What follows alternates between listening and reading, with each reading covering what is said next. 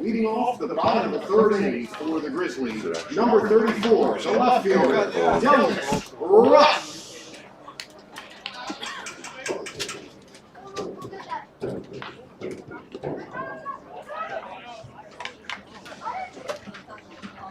Do I have to, what do I have to, how do we know that we're actually live though?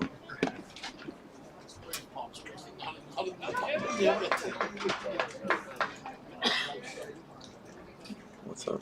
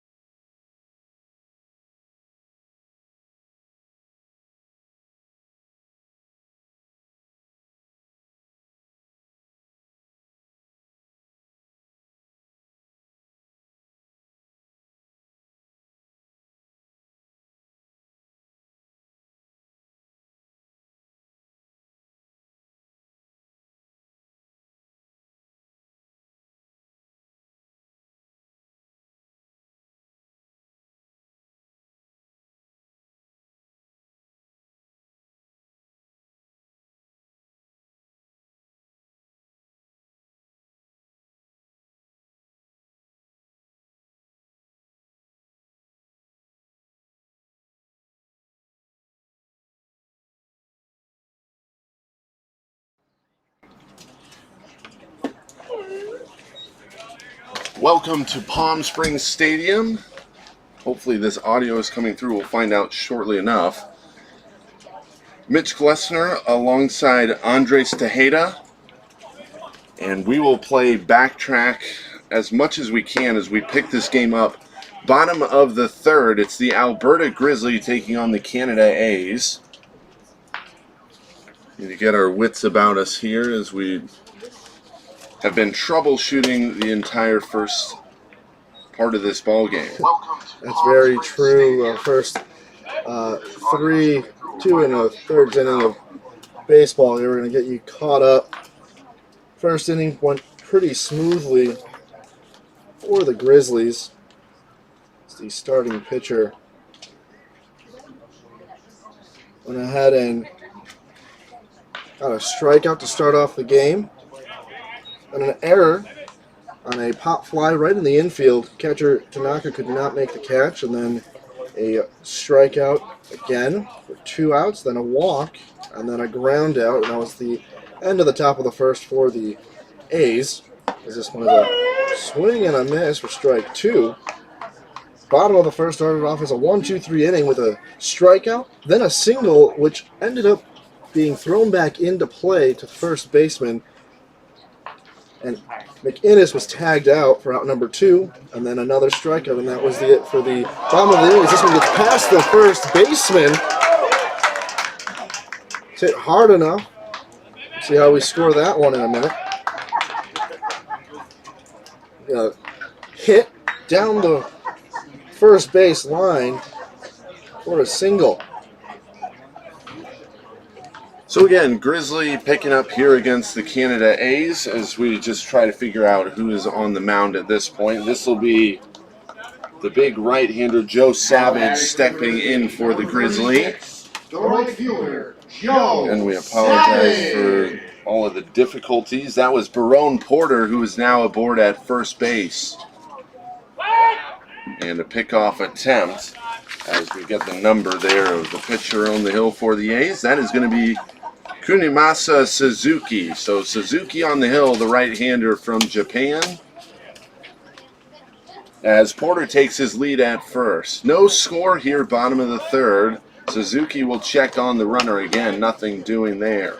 Suzuki's current line score, 2 1/3 innings. He's allowed 2 hits and 4 strikeouts. Starting pitcher for the Grizzlies is Michael Sanger.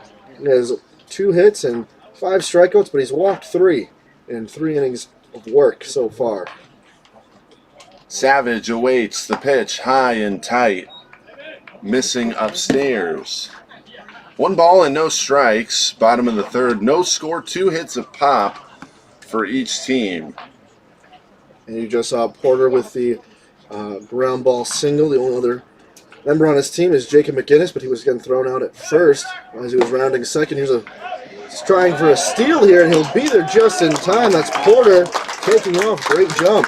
So Porter steals second base to put himself in scoring position for Savage at the plate, who works with a 2-0 count. A good jump there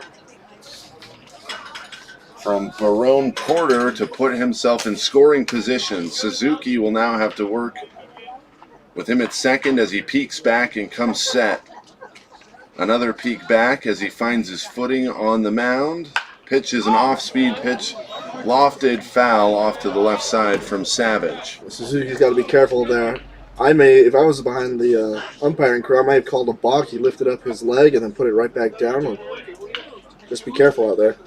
Couple of winless teams coming into this matchup. The Alberta Grizzly 0-1 on the year so far. The Canada A's 0-2. They had a game yesterday. It was tough. It was an attempted throw. No throw, I should say, but so somebody will come away from this ball game in the win column as Suzuki comes set. Savage with a 2-1 count and 1 out, bottom of the third. The pitch, slider or curveball, one of the two well outside in the dirt. Long sweeping slider on the angle there. More lateral movement than vertical. More of a slurve, if you will, from Suzuki. 3 balls and 1 strike. Good hitters count. The runner starts. This ball is going to get away from the catcher as Barone slid into third. Ball all the way to the backstop, which is where it will be corralled. That's Colton Traeger behind the dish for the A's. So Traeger tracks it down, and Savage will be aboard on the walk. Barone Porter moves up to third, so runners at the corners with 1 away as the Grizzly try to fight for the first run of the ball game. And now we move back to the top of the order. This will be Nick Kreutzer, the first baseman. Big lefty bat, a very unorthodox looking leadoff man, but nonetheless, he's in that spot today. He'll have to fill that role. A next to nothing lead over at first from Savage. Suzuki deals this pitch down the middle. A late swing from Kreutzer, and it's swatted foul. And Kreutzer 0 for 1 with a strikeout looking on 7 pitches.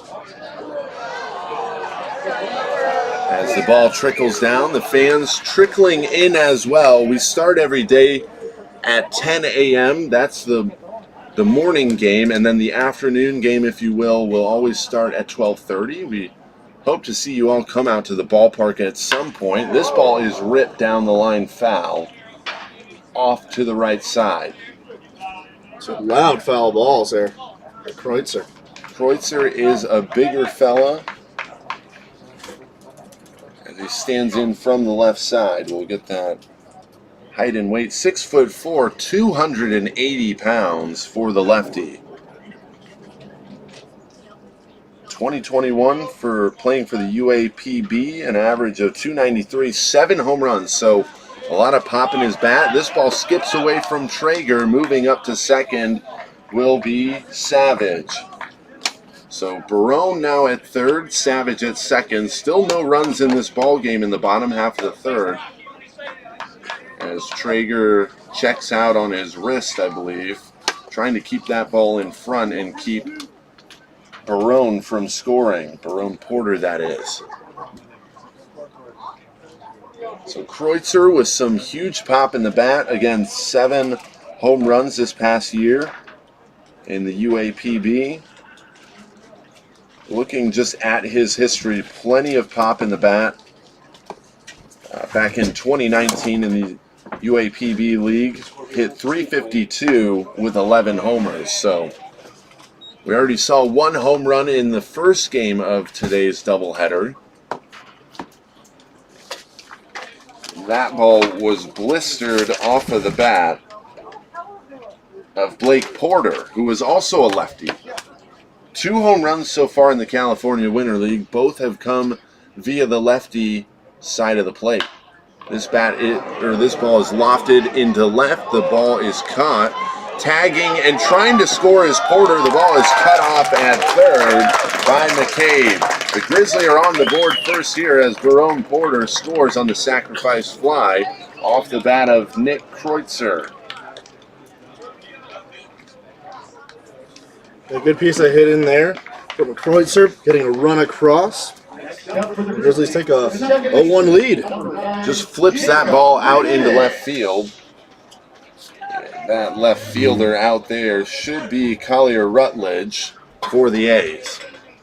Again, the ball was cut off at third by Eddie McCabe. Score is now 1-0. The Grizzlies have taken the lead and still threatening again with Savage still at second. This will be Jacob McInnes, who singled his first time around, playing second base today. The smaller lefty. You'd almost think that Kreutzer and McInnes would flip-flop by their stature. This ball is bounding over to the second baseman. Plenty of time, a wide throw, and he's still out. They were arguing that he came off the bag. Chris O'Neill, the second baseman, making that play. They were thinking that Colton Kendrick may have came off the bag, and it looks like they do rule that he did. So McInnes is going to be on with a throwing error by Chris O'Neill.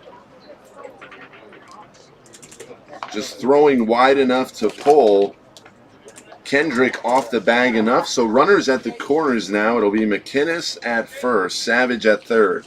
Suzuki working through yet again another jam. 1 run across here, bottom of the third. Grizzly lead it. Swing and a miss by Daisuke Fukuda. At the plate for the Grizzlies, number 14, Daisuke Fukuda. So a costly error there will keep the inning alive for the Grizzly. Fukuda is in that 3-hole today. And the runner starts. This ball is in the dirt. A wild pitch, and Savage coming home. He scores. The ball is now trickling over to the third baseman on the return throw by Traeger. So a wild pitch, and Savage scores the second run of the ball game for the Grizzlies. It's 2-0. McInnes up to second base. So it's a constant flip-flop of scoring position for the base runners as the Grizzlies look to pile it on here in the bottom of the third. A wild play. The back catcher there's got to do a better job. That's about 3 pass balls there in the game, or wild pitches. They just got to block. So Fukuda bats with a 1-1 count, even as Suzuki is ready. O'Neill pads the glove at second. Swing and a miss by Fukuda. It's 1 ball and 2 strikes, 2 outs, with McInnes threatening at second. Outfielders in normal depth, normal standard shift on, or no shift I should say, by the A's on the diamond in the infield. Suzuki lifts the leg and checks on the runner, nods his head. Trying to work with some pace here, trying to get out of this thing. Fukuda waits. This ball is hit on the ground. A chopper to third. McCabe handles it and throws on the run to nab Fukuda, but not before the damage is done. The Grizzlies score 2 in the bottom of the third. They lead it 2-0 here in Palm Springs as we move to the top half of the fourth as the A's look to rebound. Keep it right here. More California Winter League baseball coming up next.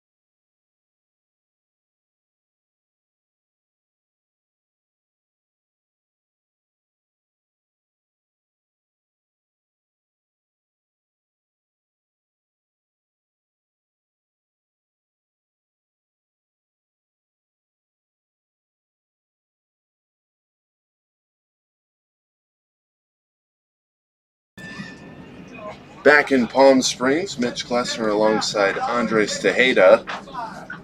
As the A's come to bat here in the top of the fourth, Grizzlies score 2 in the bottom half of the third to jump out to a 2-0 lead.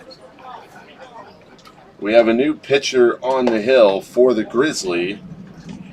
That's Takuro Fujisawa. Mitchell Sanger started the game, the big lefty Stetson product.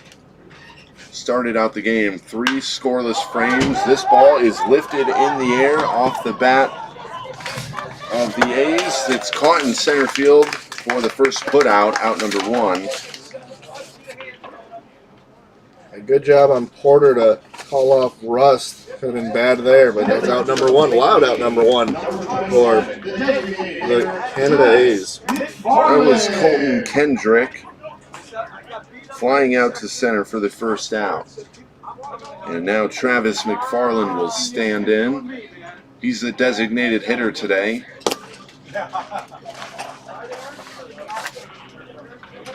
Travis McFarland, another big guy behind in the batter's box. Ball 1-0, that pitch in the dirt. A beautiful afternoon here in Palm Springs. The last couple of days have been extremely windy. Very unusual for Palm Springs. Picture perfect today. Breaking ball, swung on and missed. A big swing there from McFarland. Probably the most wind ever from that swing right there all day. McFarland readjusts as he tries to reset. From the stretch, here's Fujisawa missing on a fastball. 2 balls and 1 strike. And Fujisawa, one of the, I believe, 9 Japanese members coming all the way to California overseas to get some attention and get some reps in the middle of cold January. This pitch is a strike. 2 balls and 2 strikes. Yeah, we have a bunch of them out here, Andres. Guys coming from all different parts of the country here in the California Winter League.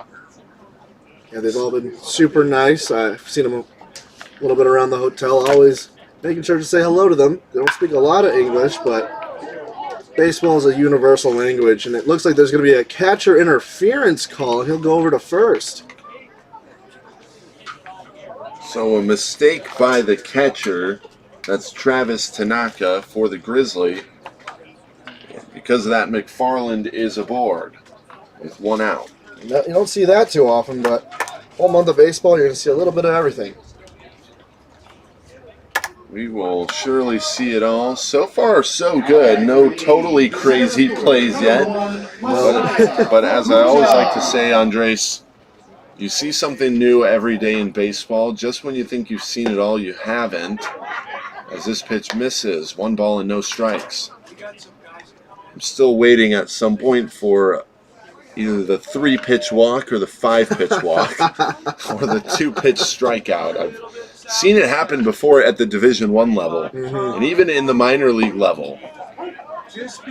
Strike 1 poured in on a breaking ball. Stranger things have happened in this game. Yeah, on the technical side, we've had delays and issues with technology. We've even seen the scoreboard go out a few times, but we're going to do everything we can to give you an accurate representation of everything happening out here in California, and I'm sure when those things happen, you'll bear with us, and we appreciate every single one of you watching and joining us from wherever you are in the country. Batter is Masaya Fukuda, the center fielder, as this pitch misses away. It's a battle of the 2 Japanese players going head-to-head. I'm sure they're roommates, and they'll talk about this whatever happens here. Oh, yeah, they're absolutely loving this moment.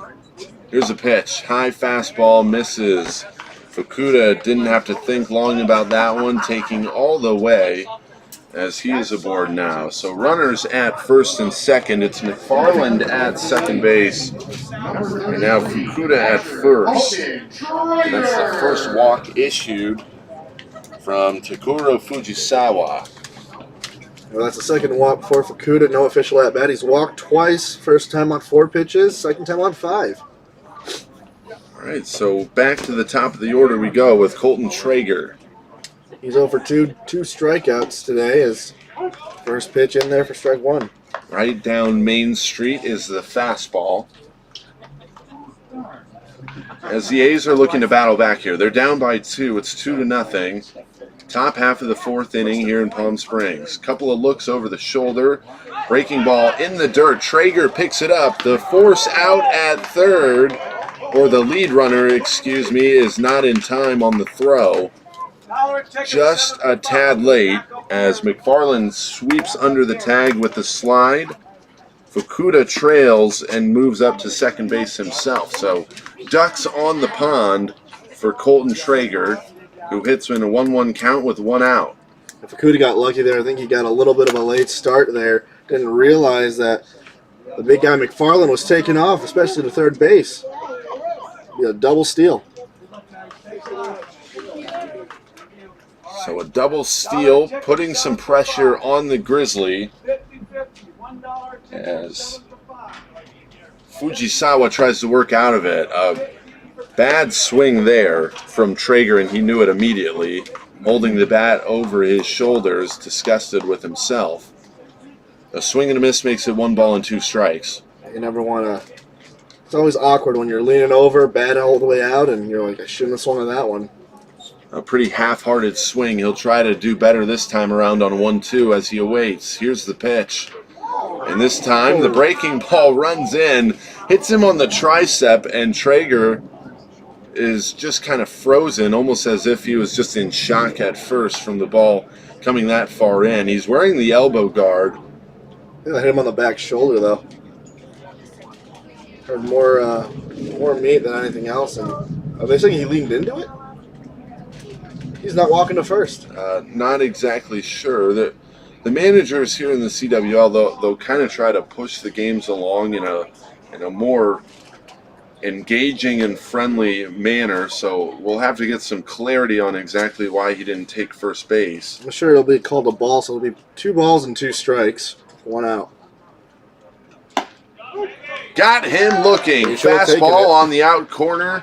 Traeger is down on strikes. So, again, once you think you've seen it all, Andres, you have not. So he gets plummeted on the left tricep the pitch before, and then for whatever reason does not take his base, and now he strikes out looking on a fastball. So the first strikeout of the afternoon for Fujisawa, and that's a big one. He needs that one to gain some momentum here with 2 away. Paz going after the first pitch. The lefty slides it right behind the dish. This ball is run foul as it bounces almost all the way up to us. Oh, a souvenir. So Walker Paz, at least in my book, since troubleshooting occurs, there's an enormous gap of trying to figure out what Paz has done. He re-saw an error back in the first, and after that, Andres, I have nothing. Yeah, so he stole as well in that inning in the first, and then in the third inning, he grounded out to the second baseman for a 4-3 put out for the first out of the inning, where he led off the third. Alrighty, so there you have it. Paz has the distinctive helmet, the white side of the helmet, then the red side, and black striping down the middle. Matches the A's jerseys pretty fancily there. Yeah, I don't think I've ever seen a helmet that has 2 sides. I've seen like maybe a stripe down the middle of a different color, but never a 2 bi-colored sort of helmet there. Very, very unique. We'll be able to distinguish Paz pretty well moving along this season. As Fujisawa takes a long look into the signs. Set and deals now. Fastball high and away. An easy take for Paz, who looks back at the umpire, now back out towards the field of play. Awaiting on deck is Chris O'Neill. Got a 1-2 count here again, that scoreboard. Giving us a little bit of trouble, but do everything we can to keep you updated. 1-2 count, 2 out. Here's the pitch. Kicks, deals, Paz hits it foul again. So we'll do it all over again as Paz takes a couple of practice swings with the hands. Fans laughing it out. Fans having a great time today. Yeah, It's a lot more packed, and last year they didn't have fans at the California Winter League, so it's nice to have them all back. They're all chasing foul balls. There's a promotion at the ballpark. You turn in a foul ball to the third base side concessions, you get a free bag of popcorn. Ball comes up here. I'm going to go get myself some popcorn. Fires low here as Paz remains at the plate. Readjusts the batting gloves, reminiscent of Nomar Garcia-Parra, as he works with a full count. 3-2, runners at second and third. Grizzly lead at 2-0. The A's trying to make a comeback here in the top half of the fourth. Paz awaits. Here's the pitch. Swung on and missed. Dropped. And they'll have to complete the strikeout, and they do. The strong throw down by the catcher, Travis Tanaka, and Paz is out on strikes to end the inning. So back-to-back strikeouts from Fujisawa to get himself out of the jam. The A's score nobody and leave two stranded at second and third. The Grizzlies still lead it. The score is 2-0 as we head to the home half of the fourth. You're listening to California Winter League Baseball.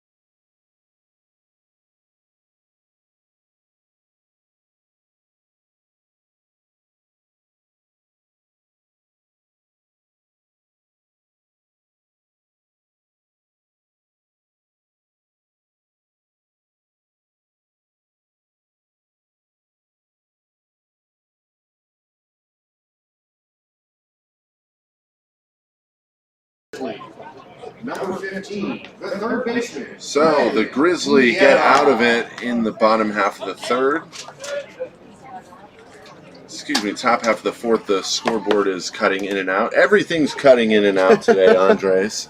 Hopefully we aren't cutting in and out continuing forward, but we Brandon Nieva, third baseman for the Grizzlies. That's okay. We'll just duct tape everything and then wrap it all together with some rubber bands and then zip tie the rubber bands together.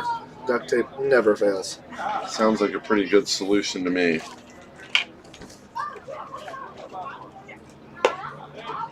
This ball is outside as I try to get my wits about me. This is Brandon Nieva. Bottom half of the fourth. The third baseman stands in from the right side. This ball is upstairs and out of the zone. Even a hitter's count 2-1. Suzuki missing the last two consecutive pitches, both high and around the head area. Coming set and ready to fire. Here's the pitch. This ball is ripped down the line into left field, over by the bullpen, and it bounces over the fence, and it's a foul ball. We had to mention the last at-bat, I think it was Paz, who was adjusting his batting gloves in the Nomar Garcia-Parra fashion. I was watching a video on TikTok yesterday. It was a highlight video of Trevor Bauer when he played with the Cleveland Indians. He was imitating a lot of his teammates. Did a Jason Kipnis imitation at the plate when he was batting. It was an interleague game as this was hit up the middle off the forearm of Chris O'Neill and into the outfield. A base hit for Nieva. Chris O'Neill, the second baseman, charging into his right, tried to go with the backhand. Couldn't quite make the play. It's a base hit for Nieva. That'll bring up the catcher, Travis Tanaka. So Travis Tanaka will hit with a runner on first as he takes a breath and stands in, taps the plate a couple of times. 2-0 is the score. The Grizzly lead it. The pitch. Strike one.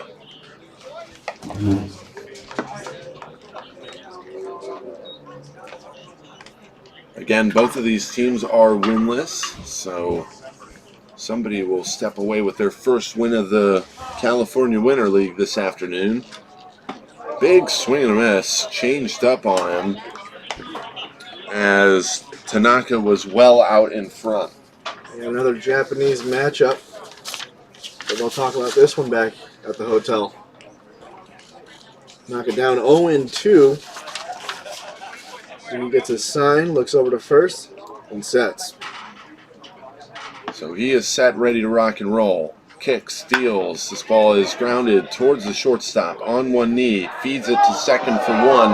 The relay back to first is well over the head of the first baseman over there, Colton Kendrick. Chris O'Neill rushing the throw. A good feed from the shortstop, Walker Paz, as he moves slightly to his right, dropped to the one knee, gave the dart throw over to O'Neill. And the errant throw will allow Tanaka to move up to second base on the throwing error. So Tanaka will now be in scoring position.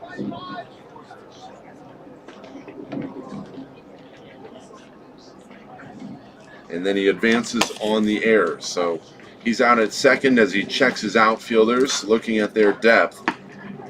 And it'll be Sean Lawler, the designated hitter for the Grizzly, who have a 2-run lead. Lefty awaits. This ball is hit softly into center field. It's drifting now to left field. And over there to make the play is Collier Rutledge. So Rutledge makes the play in left. And we now have one out. 2 down, bottom of the fourth. The left fielder, number 34, Delmas. So Delmas Russ will be the hitter. The right-hander will dig in as he faces off against Funimasa Suzuki. Runner at second base. That is Tanaka. Dancing as he is daring Suzuki to take a peek over at him. Suzuki deals a slider away, and Russ could not check up. Instead, he's well out in front, a swing and a miss. Yeah, Russ 0 for 1 with a strikeout. His last at-bat. Suzuki trying to induce another one here. Here's the breaking ball in the dirt. It is smothered at the dish by the catcher, Traeger. We've seen a lot of good defensive prowess behind the plate from all of these teams in the California Winter League, but also some blunders as well when handling pop-ups in foul ground specifically. Breaking ball again. Suzuki has fallen in love with that pitch as he finds the feel and the grip for it. A foul ball, and we'll do it all over again. Grizzly lead it 2-0. They're knocking on the door for a third run here in the bottom half of the fourth.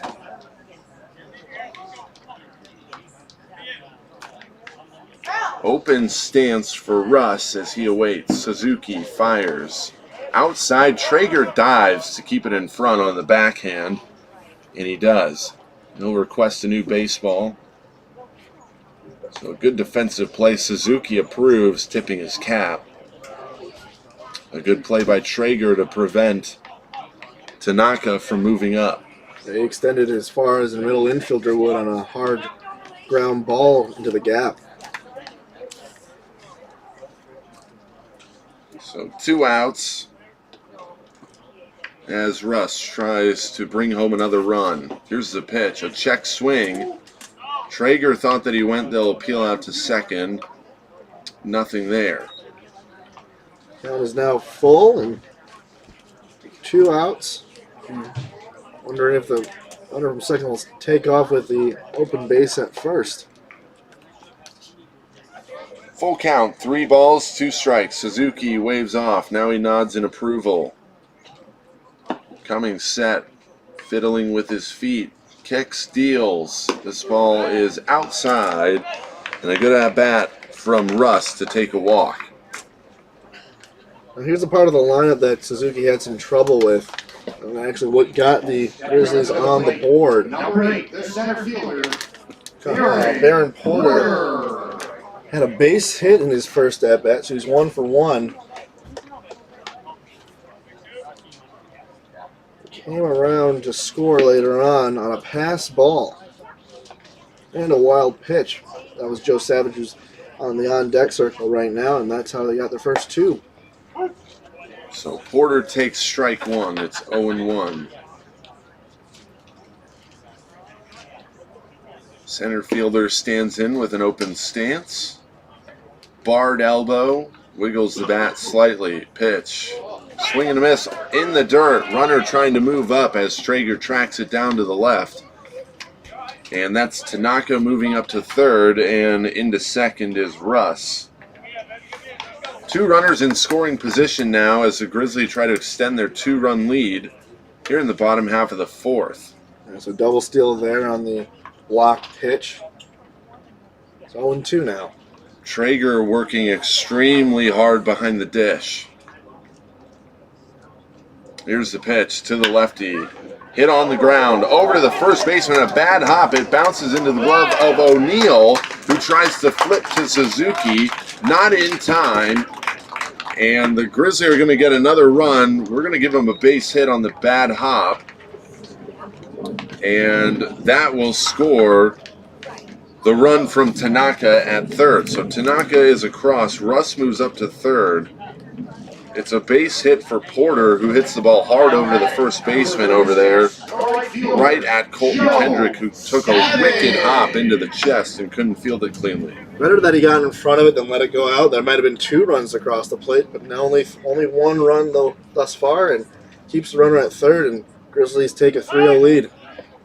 This one gets away. Now a pickoff attempt is in the dirt, and an error on the pickoff attempt is going to allow Russ to score.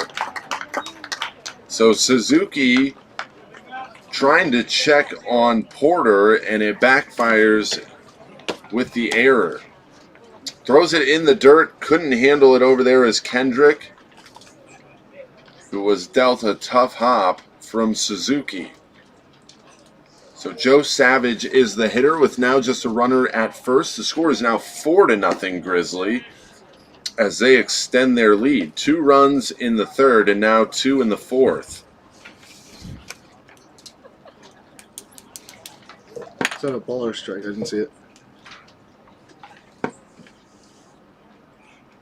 Savage awaits, lofted, shallow center. The shortstop paws out and he can't grab it. It drops in front. O'Neill picks it up and fires to third. McCabe slabs the tag down on Porter, who is trying to extend to third, trying to do just a little bit too much there unnecessarily. And O'Neill, the second baseman, picks up on the ball that got past Paz. So the Grizzlies score 2 again after scoring 2 in the third, and it is now 4-0. They lead it as the home squad. We'll move to the top half of the 5th. Keep it right here in Palm Springs.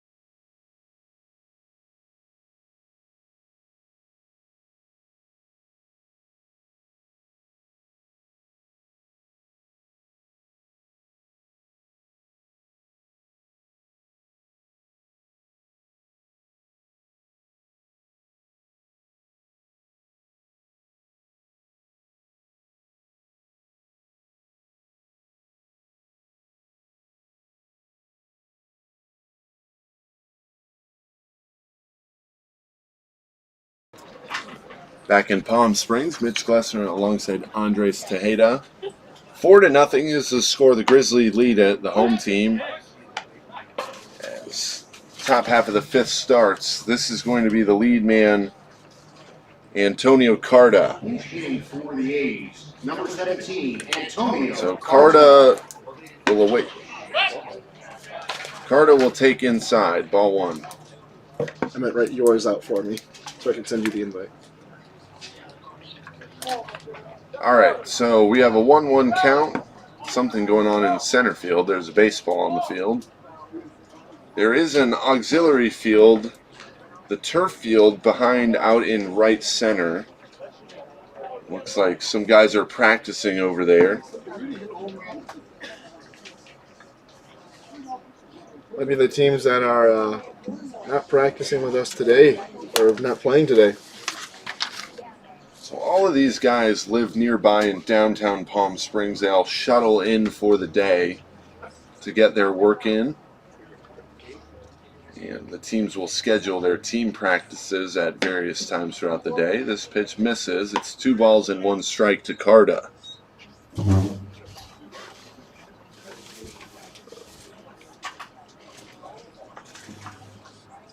Suzuki set. Fujisawa, that is, sorry. Misses. 3 balls and a strike.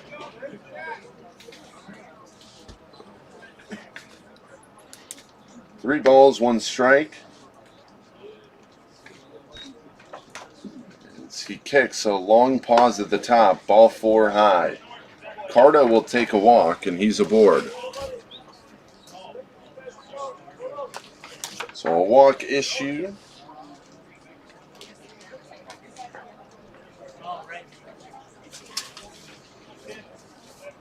And that'll bring up a pinch hitter. This looks like Jahard Kimbrough. So Kimbrough hits as Fujisawa works from the stretch. A breaking ball in, missing. This ball an errant return throw from the catcher. Gets over the head. Tanaka just not clean with the throw back. It doesn't hurt anything though, as Carta stays put at first. Swing and a foul ball straight back. Kimbrough right on it. Just doesn't get the barrel on it enough.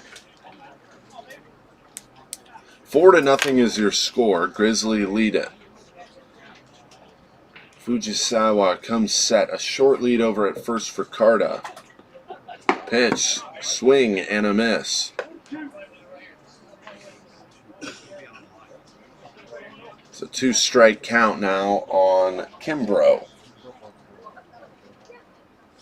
Travius Ford awaits on deck, as this is about the time of the ballgame when plenty of substitutions pour on in.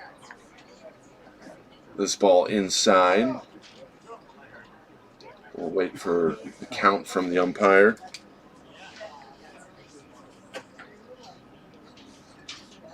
Short lead at first for Carta. Shallow outfield. Center fielder and left fielder pulled well in. This ball is hit high in the air. Should have enough room over at first, and the ball is dropped.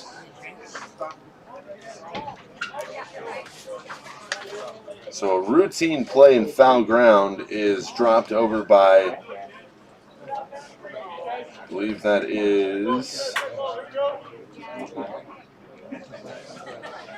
possibly Cole Rankin, it looks like. We'll try to confirm that later. He's shaking his head. That ball is fouled well off to the right, but with plenty of room here at Palm Springs Stadium. He had enough room to get under it, but just dropped it.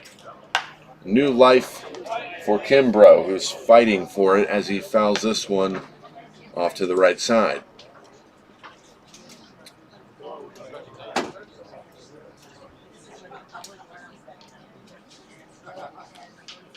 Flags stand completely still, as if we were on the moon, as this ball is delivered and hit high in the air. A pop-up in foul ground. The third baseman over. He makes the play in foul territory to record the out. That's out number 1 here in the top of the 5th. Yeah, so while the first baseman couldn't make the play in the foul territory, his corner opposite will do so a little closer to the line. The outfielder, number 6, The first out of the inning, the Travis Ford will come in to bat. So Travis Ford, the righty, will stand in against Fujisawa. Fastball up and in. A throw behind the runner at first is not in time.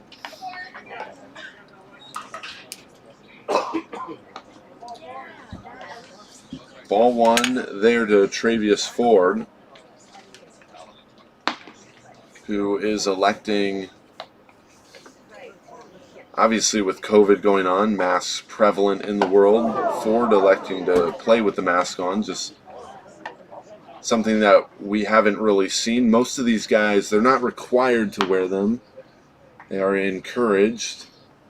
So Ford doing his part. I know this pandemic has been tough for everybody across the world. For those of you across the world watching, I wish you nothing but the best and safeness as we continue through this tough time. As this pitch misses away for a ball. That's 3 consecutive balls for Ford in his first at-bat here. 3 balls and no strikes. A runner at first. The A's trying to fight back in this one. Just haven't been able to seem to get anything going offensively, though. Ford awaits, fires high. Ball 4, he takes a walk.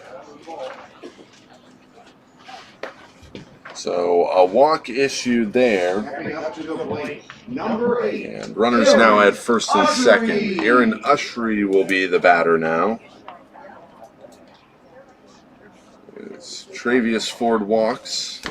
Out to the mound to talk to Fujisawa is the catcher Tanaka. Trying to settle him down, get him back into the rhythm of things.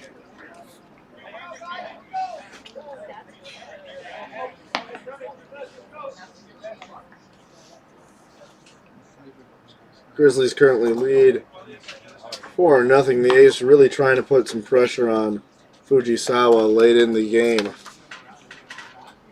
So Fujisawa worked to get out of it. Breaking ball. He's really relied on that pitch so far in this game. Runners at first and second. Try to check in on what Ushery has done so far this year as he takes upstairs.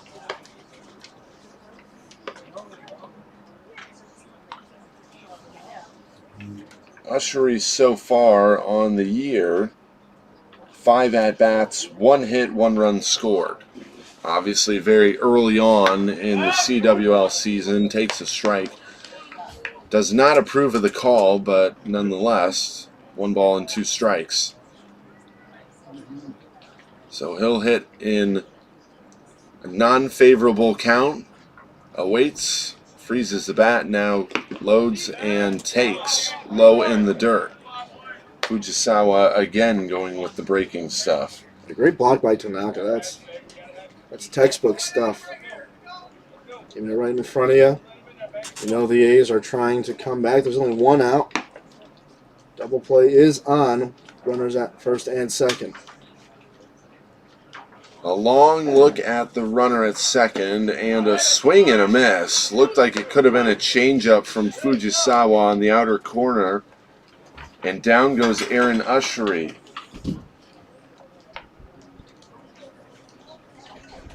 So a strikeout for Fujisawa. The catcher, number 36. That'll bring up the catcher, Connor Donahue. 4-0 is the score. The Grizzlies lead it. Battle between the 2 Canadian teams, the Canada A's and the Alberta Grizzly, here in Palm Springs. Action in the bullpen for the Grizzly. No action for the A's. This ball is swung on and missed from the big right-hander.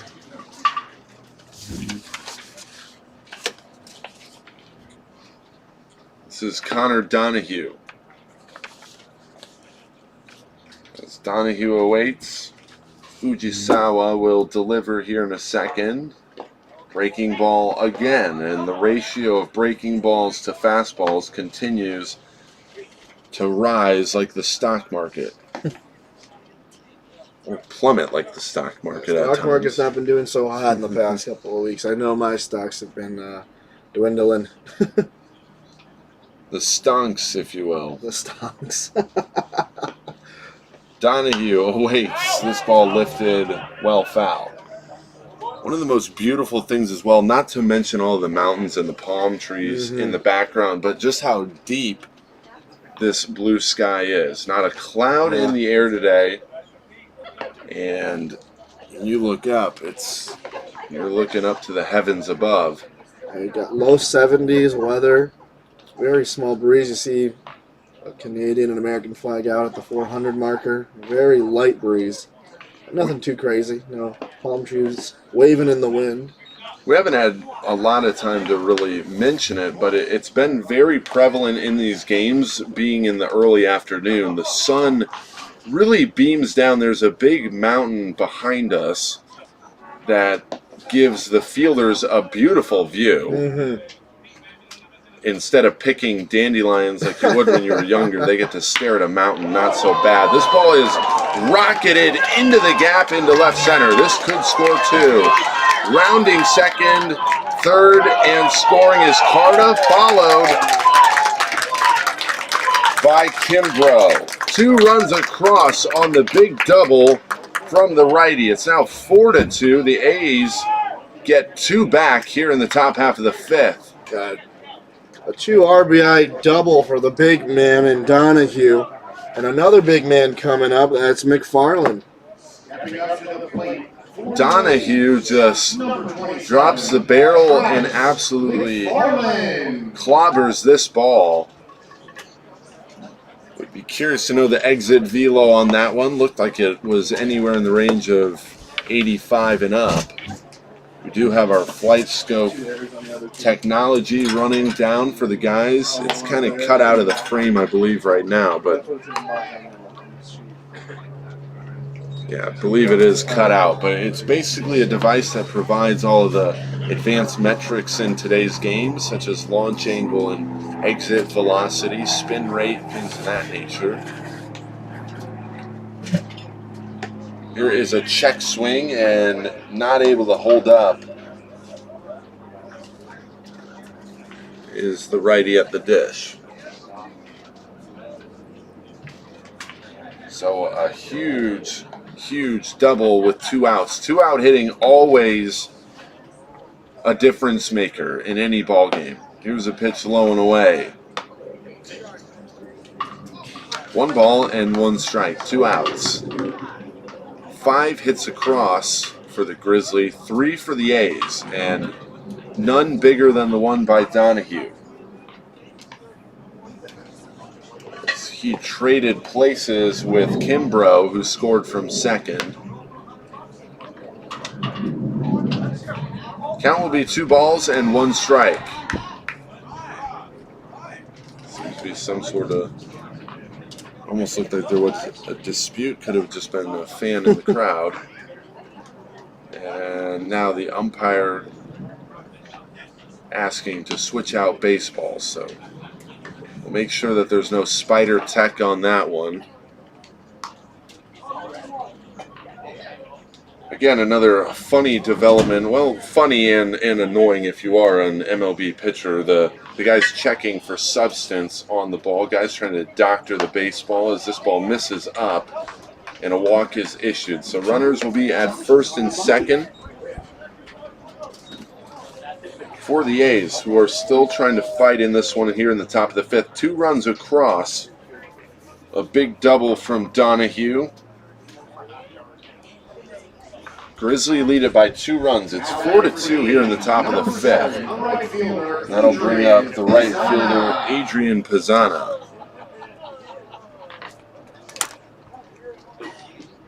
Zana comes in. A little bit of a smaller guy, but he can run around the bases.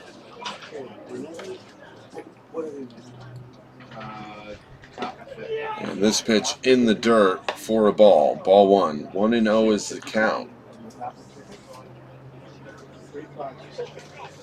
That was McFarland that just walked. Pizzana has 2 walks in the game, 1 back in the second, 1 in the fourth. Also has a stolen base in this game as he chops at it, a downward plane of the swing angle, and hits it foul.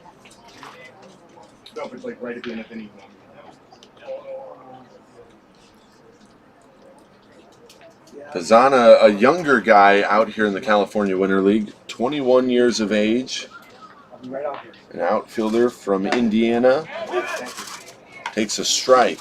1 ball and 2 strikes. And a couple awards. Not exactly sure for which league. Played in the City League, Family League in the past. Breaking ball and a defensive swing, and it's picked up foul. That hit right off the plate and then bounced foul. Almost looked pretty close to being in fair ground, but... Well, here's a baseball question for you. If the ball hits the plate, is it fair or foul? Depends if it stays in front of the plate. Well, if it lands on the plate, is it still... Lands on the plate, that's a great question. I believe it's a fair ball. You'd be right. The bases are in play. If the ball hits third base or first base, they are in fair territory. Doesn't matter what side of the bag it hits. So it would go without saying that as well for the home plate. It is all in fair territory. Talking about things I don't know if I have seen. I don't know if I've ever seen a ball just lay on home plate. This ball is ripped into right field, a base hit. Rounding third, but being held up is Donahue. It's a ripped base hit single into right field by Pizzana. So he remains hot at the dish. He's reached base all 3 times. And it's McFarland at second now. Donahue at third. Well, an amendment to your statement. Pizzana just came in the game, but Pizzana is fired up at first base. I don't think I've heard either team that we've seen out of the 6 as loud as the Canadian A's right now, as they are getting right back into this ball game. It is 2-4 with the bases loaded, and coming up next is Pernell Chaplin, another big man with a bat. Yep, Pernell Chaplin will dig in. So far, just 1 hit in this California Winter League. 1 for 3 and a strikeout. Fujisawa deals. High and outside, ball 1. Chaplin, certainly a bigger fella. The righty is 6'5". He's a corner infielder. He primarily plays first base. 225 pounds, and that might be a little bit on the low side. He is a big guy.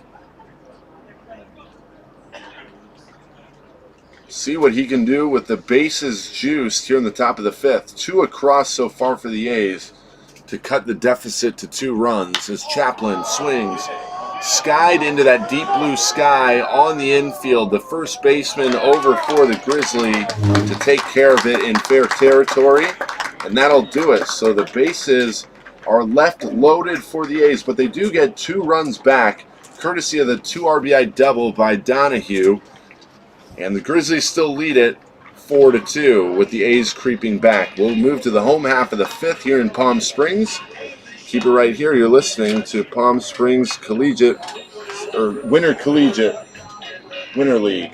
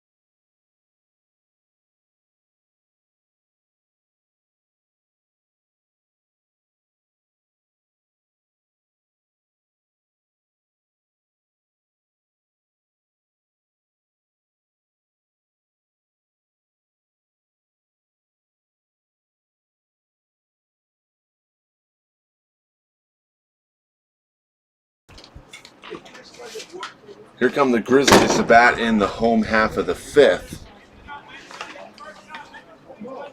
This will be Cole Rankin digging in from the left side. Another big lefty. Hits with the blue helmet, blue arm sleeve, and blue cleats. And the new pitcher on the hill for the A's is Jack Allen. And the A's have an entirely new defense going from left to right in the outfield. It's Kimbrough, Ford, and Pizzana. And then left to right on the infield, Carta, Ushery, O'Neill, and Chaplin. We already announced Allen on the mound, and behind the plate is Connor Donahue. A plethora of changes as Rankin takes a ball. 4-2 is the score in favor of the home squad, the Grizzly.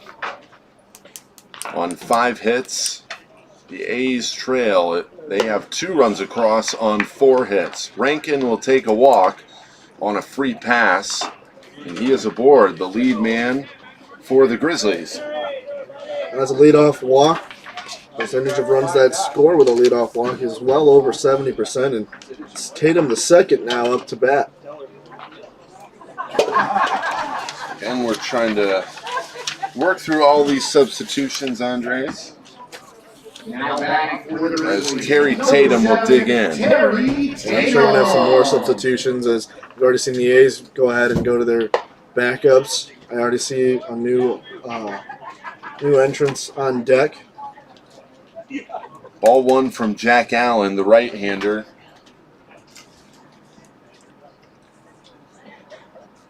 And deals from the stretch. Fastball on the outer corner called a strike. So Terry Tatum at the dish. From Tennessee, 6 foot, 180 pounds, 27 years old. Takes upstairs. And now they'll have a chat on the hill. That'll be between Traeger and Allen. Probably trying to figure out what pitches in the arsenal to throw. Mm-hmm.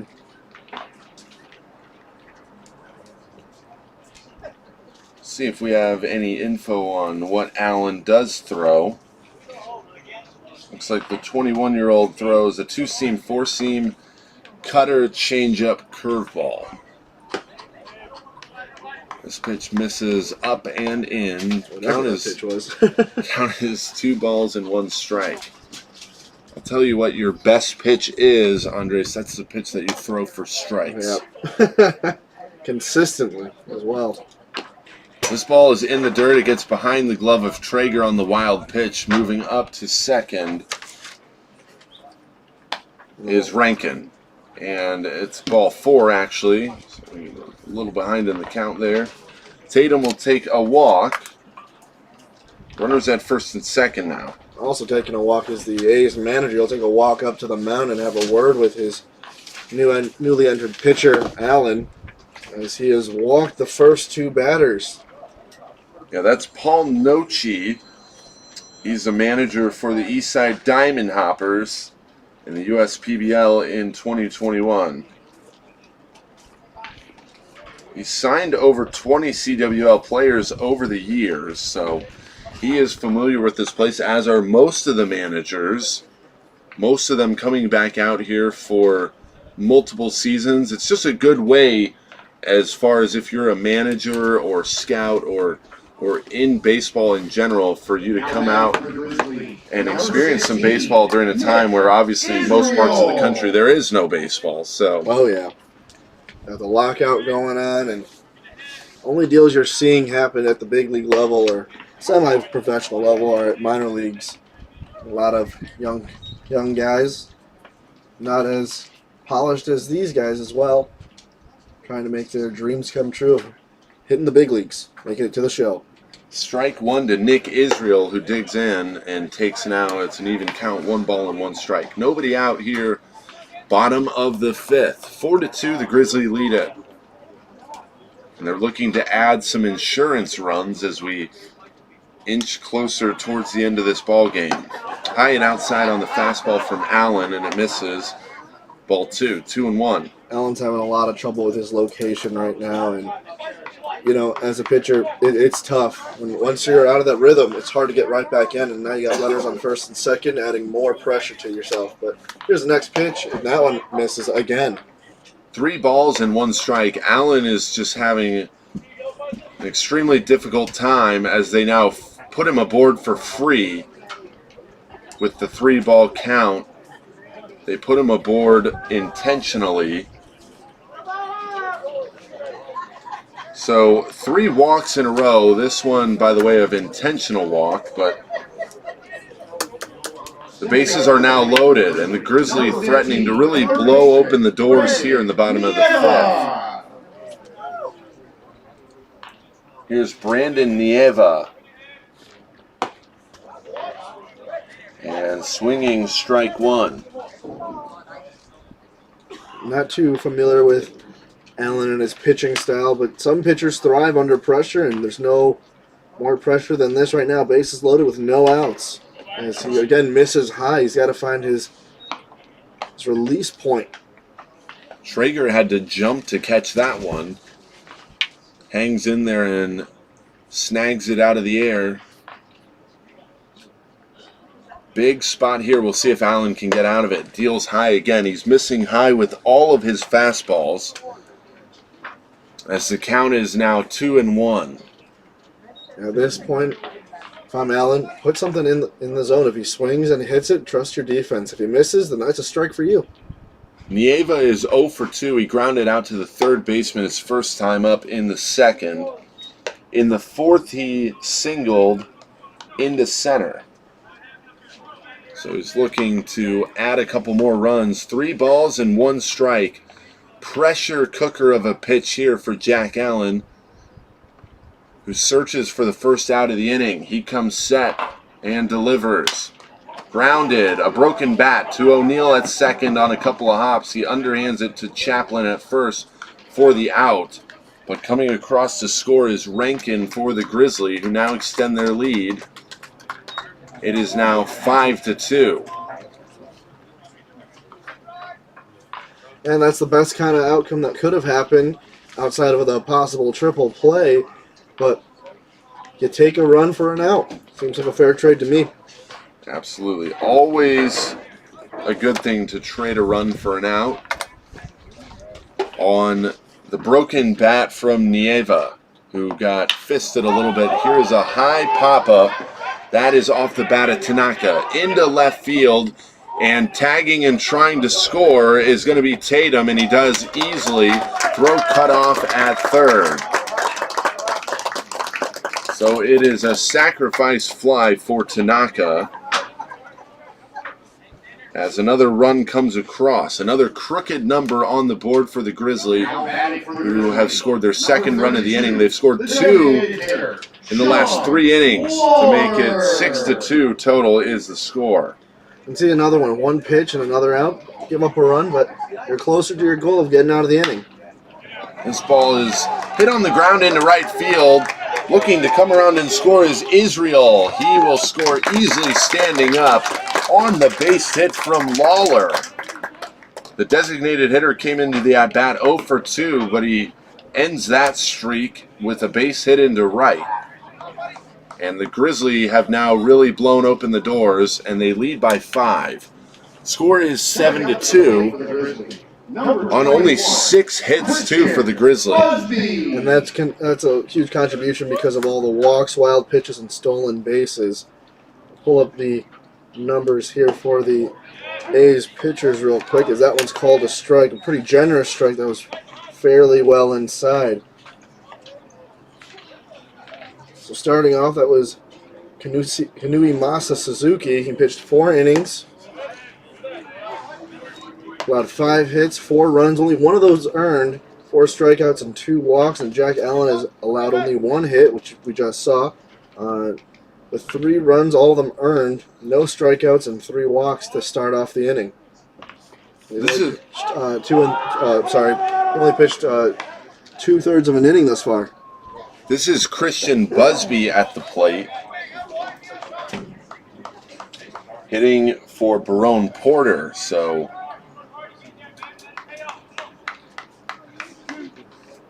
excuse me, this is, trying to get these straight. Some of the lineups still aren't filled out all the way correctly. These guys will change around jerseys. This is Busby as he takes high and in. 2 balls, 2 strikes, 2 outs. Outs coming via the ground out from Nieva and the fly out from Tanaka. This ball gets to the backstop. Moving up to second base will be Lawler, who had the RBI base hit just a minute ago. And everything deflating. The gas is slowly just seeping out from all of the energy of the A's as Allen has struggled here in the bottom half of the 5th. A younger player, again, 21 years of age. Most of the players out here in the California Winter League will range in around the 24 to 27 range. And we're going to roll this inning over. So a walk issued to Busby will end it there as the Grizzly add on 3 runs. They lead it 7-2 as we go to the top half of the 6th. The A's are looking for any sort of life when we come back.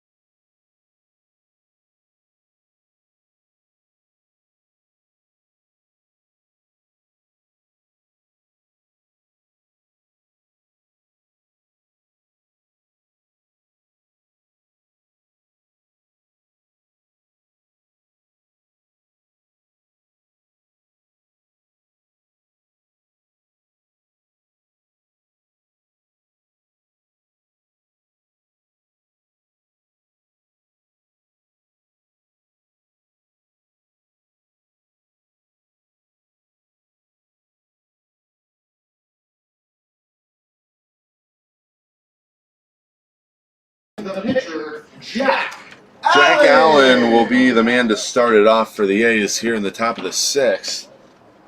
Jackson Decker is the new pitcher on the hill for the Grizzly. Pitching ball 1 to Allen. A duel of pitchers. 7-2 is the score. The Grizzly added 3 there in the 5th. As Decker comes set, hands high, deals a strike on a fastball, 1-1. So we'll see what Allen can do at the dish as a pitcher.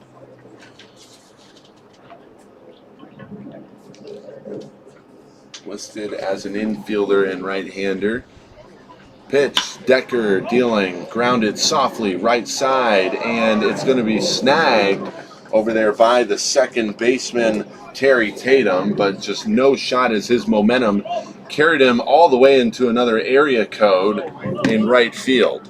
with the scouts and coaching, be impressed with that. His range, he got some leather on it, held on to it. Just got to make the throw, but better to prevent an error and just take the base hit there. But impressive range from Tatum II. Very impressive, showing off the speed. You normally don't see a whole lot of range from that position at any level, really. Trying to think of some of the better ranges at second over the history of baseball. Was never much of a second base guy, so always think about the range showed in the hole at short as this ball is in the dirt trying to move up is Allen, and he is out by a mile. So Tanaka throws him out, just a bad read from Allen in the ball in the dirt, and he is thrown out trying to advance.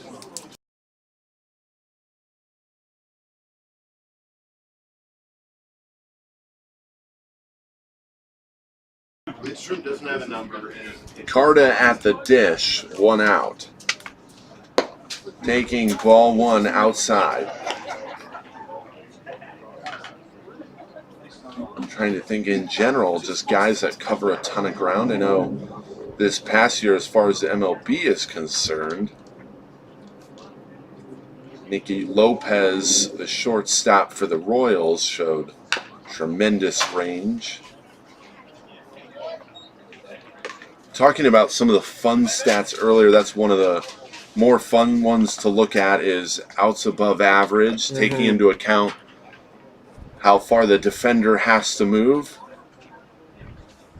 You were talking about it in the first game, all the technology that keeps track of every single measurement that you can't even think of. Baseball is a stats-driven game unlike any other one, as this pitch is foul-tipped into the mitt. A strikeout for Decker.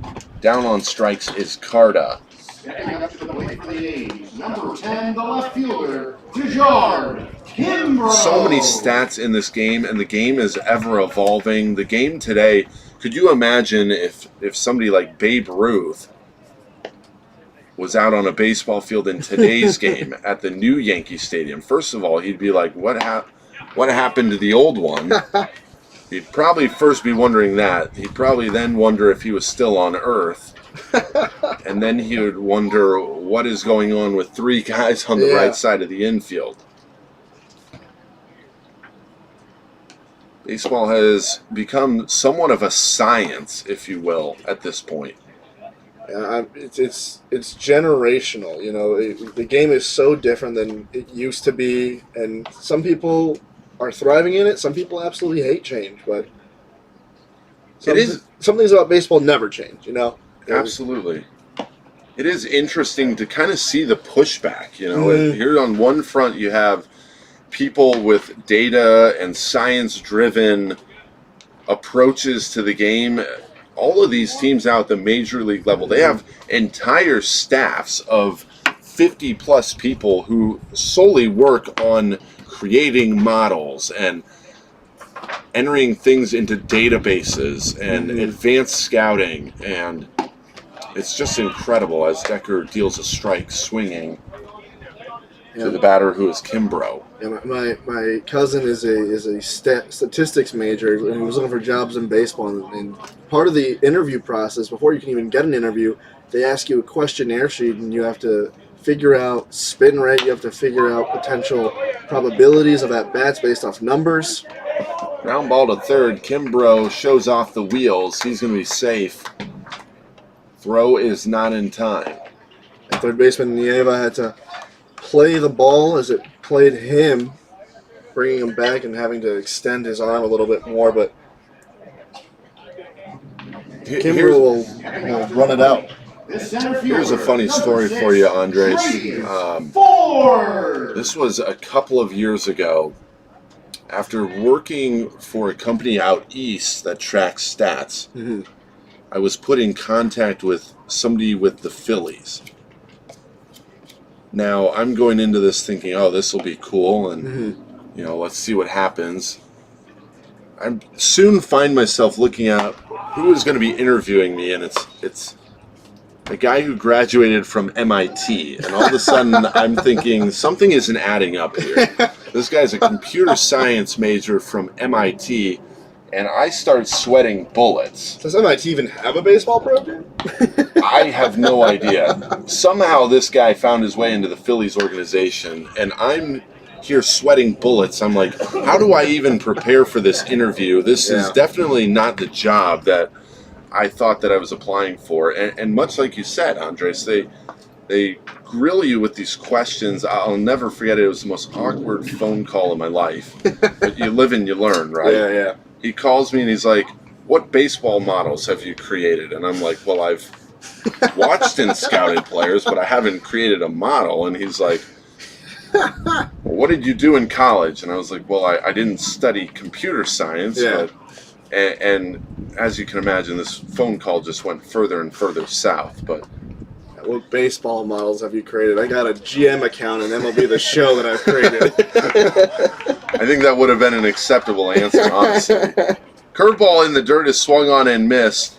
Decker strikes out another as the score is still 7-2. We'll move to the home half of the sixth. Grizzlies lead it 7-2 here in Palm Springs.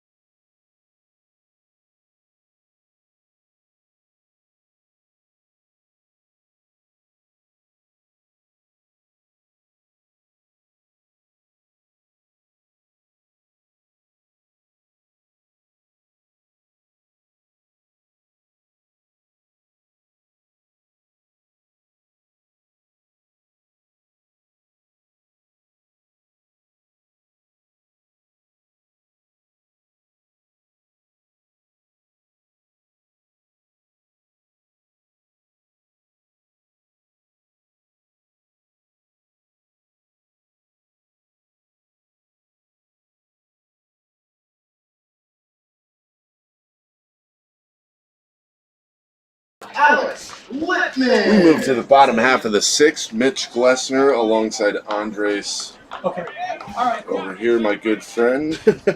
No, you got more. If we're sharing interview stories, my last job was a pro league job with the Minnesota Twins, and I have a lot to thank for the Twins for letting me get some major league experience in their communications. Worked in the radio department on Twins radio, Treasure Island baseball, and as a kid, as a college student looking for some internships, you want to do everything you can to make sure that you impress them.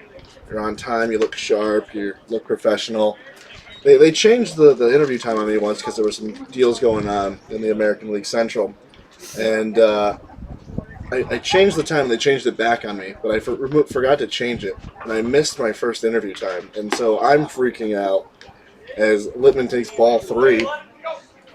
I'm like, there's no way I'm going to get this job. There's no way I'm getting a second interview. And luckily I had a friend that I went to school with who also applied for an internship with the Twins, And he had been working since the beginning of the season.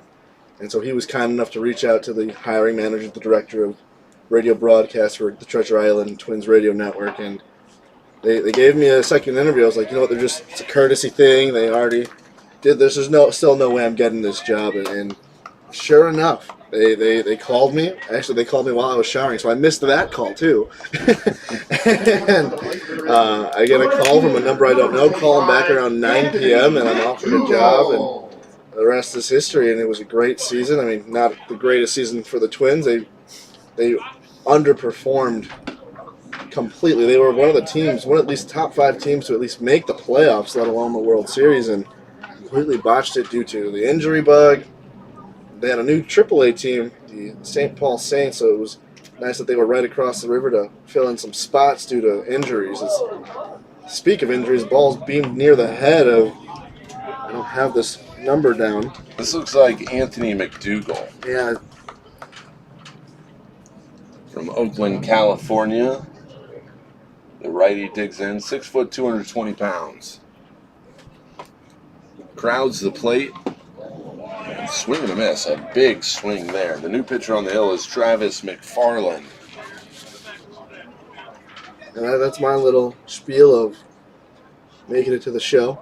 I'll give a good one here for all of the listeners. If you have kids that are playing baseball and want to keep pursuing a career in baseball, I'll give you the best advice that you're ever given. Tell them to major in either statistics, computer science, or something of that nature. Yeah. In all seriousness, though, we're kind of joking about it, but it's a very serious thing. Departments are more driven on that stuff more than ever before. Yeah. If you can read the language of Python or R, you are set in baseball. Oh, yeah. Coding is huge. And SQL. Mm-hmm. I've done a little SQLing, but cannot say that I'm an expert in it at all. I've only done code once. It was CSS coding. Never again. I don't understand it. People tuning in, they'd probably think that we're talking about coding for video games. Oh, no. This is website statistics. Things that I have... They pay people to give us the work they do. McDougal awaits inside. He thought about checking up the swing. It trickles away from Traeger, who tracks it down to the left side. 3-2 is the count. Littman walked. He's the runner at first. Grizzly lead at 7-2. Both teams with 6 hits. The Grizzly just making it sting a little bit more. Runner starts, grounded over towards the dugout. A foul ball. We'll do it over again. And they make the guy with the gear go get the ball. And he's already thinking, man, I already want to take this off. Now you got to make me go get a foul ball. Getting in some extra work. Guys, as this ball comes in and nails McDougal on the back. Guys in this league, though, Andres, they're really coming in, and you don't see a whole lot of extra work being done really outside these games. These guys are all really coming in and more of a professional style. It's kind of come in, get my work in, and let me just leave and go home and rest up. Yeah, the California Winter League has a great setup from, again, we've mentioned these guys pay to be here, but it's an investment on themselves. They get to stay at the hotel. They get a gym membership out here for the month. And yeah, like you said, very professional. They wake up and grind out baseball. These guys eat, sleep, play baseball all day, every day. And speaking of that gym, walking into that gym is absolutely hilarious. Oh, you walked in there? Oh, yeah, I've been going over there. It's absolutely hilarious because you walk in and it's just a sea of baseball players. Yeah.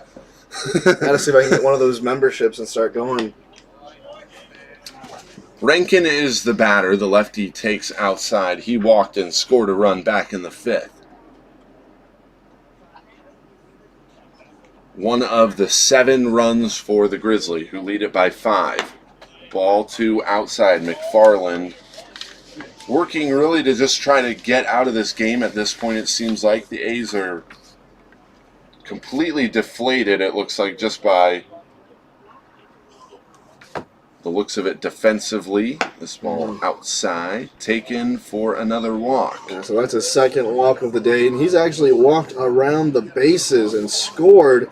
It looks like they're going to have a meeting on the mound. And actually, no, it'll be a pitching change. There was no one warming up in the A's bullpen, so this is a fresh, brand new arm. Yeah, Paul Nochi has seen enough. It looks like we'll find out who it'll be. We'll come back here in just a minute and find out who the new pitcher on the hill will be. Keep it right here.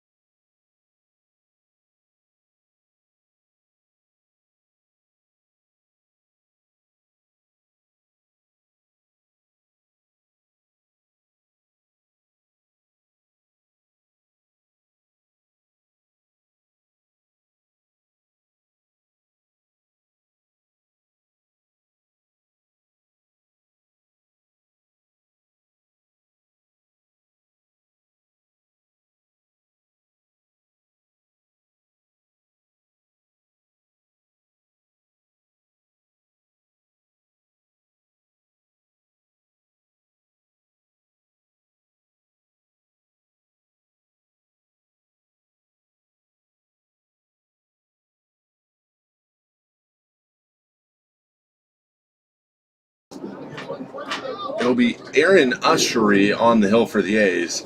So he tries to work out of a bases-loaded jam. Taking strike one is the righty Tatum the second. Terry Tatum the second. So Tatum face off against Ushery. He walked and scored his last time up. In the dirt, kept in front. Yeah, so Travis McFarland, he's done. He's pitched. He got 17 pitches off. He did not pitch for an out, so you got 0.0 on innings pitched. Did not allow any hits, no runs, no earned runs yet. Book's not closed on him yet. No strikeouts, but he did allow 2 walks. Talking a little bit about some funny job stories, Andres, Mitch Glessner alongside Andres Tejeda. We had the opportunity to talk to Russ Langer, who is the AAA broadcaster in Las Vegas, as this ball is punched into center. Shielding is Kimbrough, who makes the play in center. Sacrifice fly as Littman comes across to score. So Littman comes across, and McDougal will go to third. Score will be 8-2. The Grizzly lead it by 6. Anyway, Russ Langer came out, had a chat with us, and One of the best chats all year I've had. one of the best conversations, in all seriousness, that I can remember having in a long time. It's great when you can talk baseball with baseball guys. Absolutely. Russ, He's been in the bigs for about, or not the bigs, but he's been doing what I want to do for well over 20 years. Broadcaster for the Las Vegas 51s, as that one is sent a mile in the sky and be considered to be foul. Well, that had home run distance for sure. A long foul ball. at Las Vegas, that's the Aviators now. Apologies, yes, Aviators. Correct. They used to be the 51ers, and as Russ joked with us in our conversation, how difficult it was to use that name. That is a rather random name. Play on Area 51. This ball is ripped down the line, but foul. But just a great conversation in general. Not only did he give us some career advice, just life advice in general, and many of the things from that conversation could take onto the baseball field if you were a player or just in everyday life. A success story for him about not giving up in the competitive world of broadcasting and just continuing his career to do what he loves. And that's really just the theme of this entire winter. That's what these players are doing. That's what our staff is doing. And we love to put on a good show for all the fans that come out here. It truly is a blessing to do this every day. I'm sorry, I'm going to have to take a little side note. What happened to the runner at third? On the tag up from center field. Scored on that play. So then it would be 9-2. Because it was bases loaded, was it not? Thought it was a tag up and then a fire just to the shortstop.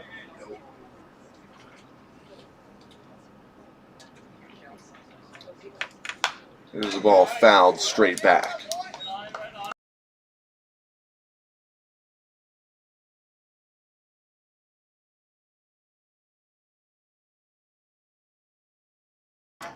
So a little more of the stuff that we've never seen. The runner on third is nowhere to be found. Not exactly sure what's going on, but I guess they'll call him out.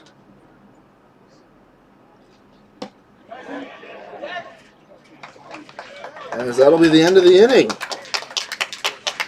Grizzly lead it 8-2. We'll move to the top half here in Palm Springs.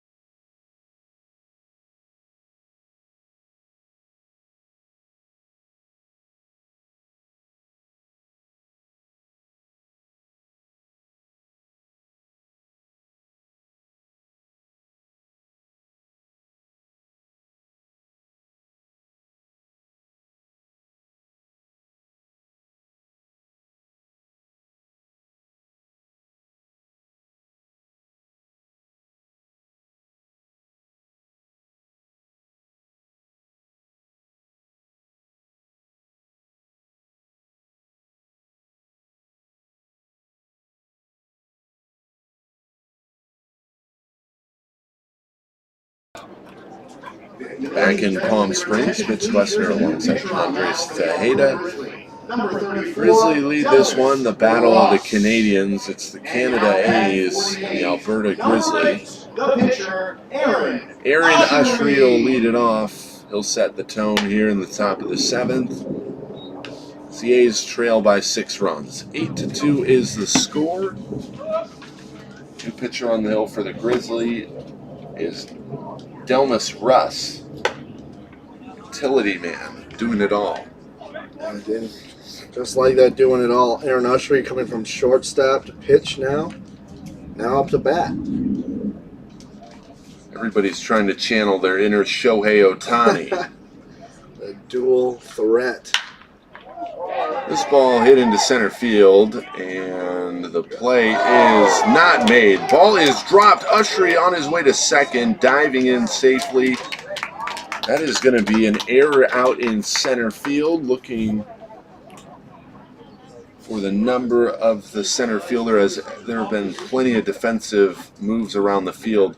Probably just lost it in the sun. We hit on that a little bit earlier. There is a mountain behind us, and then the sun just kind of hovers above that mountain right in the perfect slot to be right in these guys' eyes. So it is a lot more difficult for them to see than one would imagine. Yeah, and you can tell by the shadows, it is directly behind us. The shadows are creeping into the infield, and you see that big old rectangle. Once that starts to cross home plate, it's going to be harder to see those baseballs as they come towards us.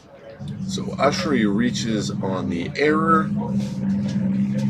He is at second base. Number 36, the catcher, Connor Donahue. Connor Donahue will be the batter. He came up with a big double back in the 5th. And at the time, that was huge to cut the deficit to only 2 runs. At that time, the Grizzly led 4-2. But then the Grizzly pouring it on with 3 more runs there in the bottom of the 5th, 1 in the bottom of the 6th, to give them 8 total. A big swing and a miss from Donahue.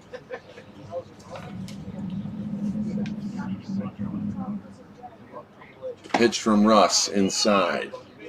Shadows looming, as you said, Andres, across the field, spread out from left to right.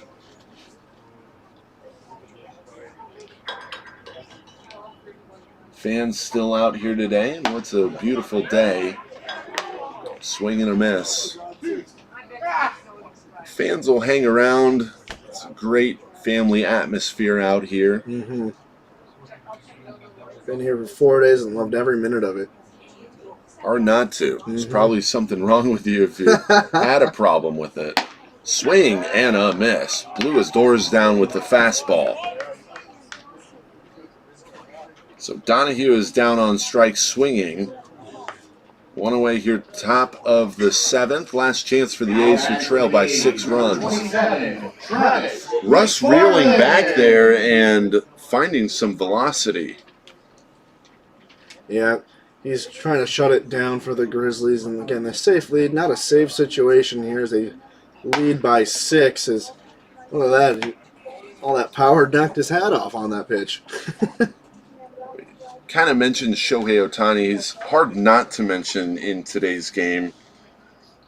Unbelievable the shift in baseball, how we go from the face of baseball and a guy like Derek Jeter for so long to a guy who throws 101 on the mound and can also hit 40-plus home runs at the plate.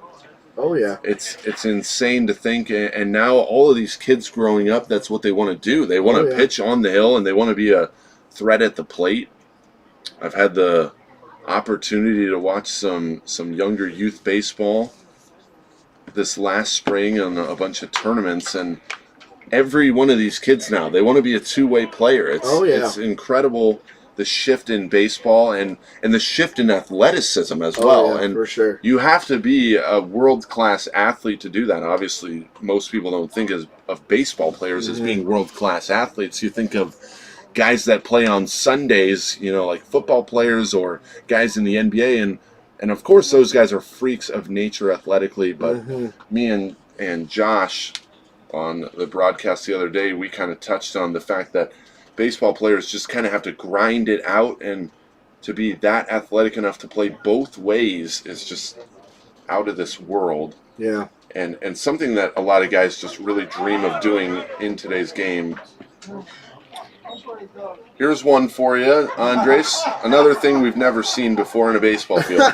Stopped in front, rolled over his head, and then made the umpire. The umpire said, "Oh, this is a live baseball here. Let me just pick it up and pocket it." I think we got to give him a stolen base, or we give him a wild pitch. We give him a wild pitch, and then he just stopped at third due to the umpire just pocketing the baseball. Yeah, Now, I've seen it before where, have seen this a few times in baseball before where the ball will skip in. And I don't know if you've seen this, Andres, before where the baseball actually just finds the pocket of the umpire naturally. Yep. Mm-hmm. But I've never seen the umpire say, oh, here's a baseball, I'd like to keep that one. The funniest part was that the catcher was still looking and the umpire had it in his hand. And he's like, it's right here, man. My goodness, was that something to see. It's been one of those days as the A's still trail by 6 runs.